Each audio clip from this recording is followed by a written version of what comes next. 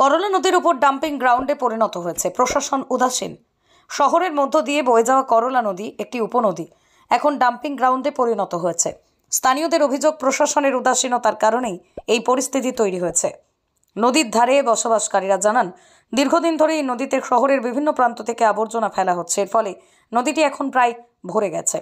নদীর জলে পচনশীল আবর্জনা জমা হয়, তীব্র দুর্গন্ধ ছড়াচ্ছে। এছাড়াও নদীর জলে মশার উপদ্রব বেড়ে গেছে। স্থানীয়দের অভিযোগ, এই নদীতে আবর্জনা ফেলা বন্ধ করার জন্য বারবার প্রশাসনের কাছে আবেদন জানিয়েও কোনো লাভ হয়নি। এ বিষয়ে জলপাইগুড়ি পুরসভার এক কর্মকর্তা জানান, নদী থেকে আবর্জনা সরানোর জন্য নিয়মিত অভিযান চালানো হয়, তবে স্থানীয়দের সচেতনতার অভাবেই বারবার নদীতে আবর্জনা ফেলা হচ্ছে। নদী পরিষ্কার এটা কিছুটা হয়তো দায়ে পড়ে ইরিগেশন দপ্তরের ওপর। আমাদের জলপাইগুড়ি পুরসভার সেই ইনফ্রাস্ট্রাকচার নেই যে নদীগুলোকে পরিষ্কার করবা। এটার একটা বিরাট পরিকল্পনা মাফিক বিভিন্ন ধরনের যে ইনফ্রাস্ট্রাকচার সেটা দরকার।